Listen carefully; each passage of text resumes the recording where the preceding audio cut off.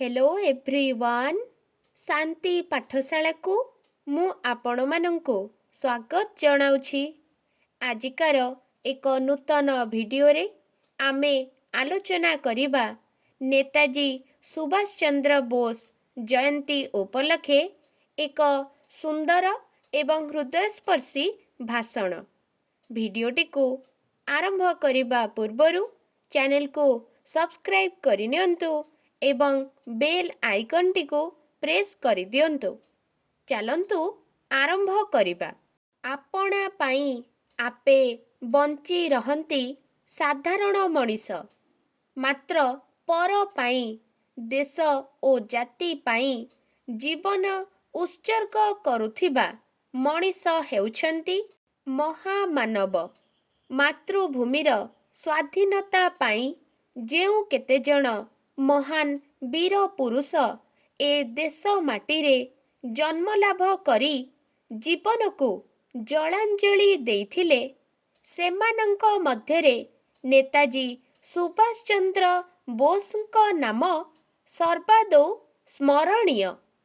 से थिले प्रकृतरे भारतर लेनिन। आजिर सभारे नेताजी जयंती पालन अवसररे मोते किछि कहिबार सुजोग मिली थिबारु मु निजको धन्य मने करुअछि। कटकर ओडिया बजाररे 1897 मसीहा जानुआरी 23 तारिखटी थिला अत्यंत स्मरणीय दिवस। सेही दिन ख्यातनामा ओकिल जानकी नाथ बोस एवं माता प्रभावती देवींक नवम संतान रूपे नेताजी सुभाष बोस जन्मग्रहण करिथिले। तुलसी दुई पत्ररु बासिबा परी शैशवरु ही सुभाषଙ୍କ सुबास सर्वत्र विकसित हेला। बाल्य कालरु ही से थिले मेधावी। से कटकर प्रोटेस्टांट स्कूल रु पाठ पढ़ा आरंभ करिथिले। एहा परे रेभेन्सा कॉलेजिएट स्कूल रे अध्ययन करिथिले। एही समय रे से स्वामी विवेकानंद, श्री रामकृष्ण परमहंसंकर लिखित पुस्तक गुड़िक अध्ययन करिबार सुजोग पाई गभीर भावरे अनुप्राणित होइथिले। एंट्रांस परीक्षा रे उत्तीर्ण होई सुभाष 1913 मसीहारे कलिकता रे आईए पढ़िले। 1919 रे बीए पास करिबा परे आईसीएस पढ़िबा पाई तांको पिता तांको बिलात पठाई देले। एथिरे सफलता पूर्वक सुभाष सरकारी चाकिरी लाभ कले, मात्र ताहा प्रत्याख्यान करी से स्वदेश माटी को प्रत्यावर्तन कले। एहा परे महात्मा गांधींक नेतृत्वरे परिचालित थिबा असहयोग आंदोलन रे अंशग्रहण करिथिले। एथिपाई से बहुत बार काराबरण करिछंती।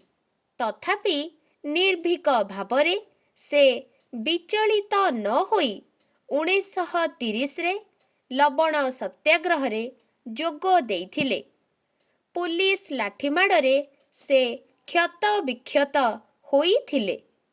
से 1939 मसीहारे भारतीय जातीय कांग्रेस रा सभापति रूपे निर्वाचित हेले।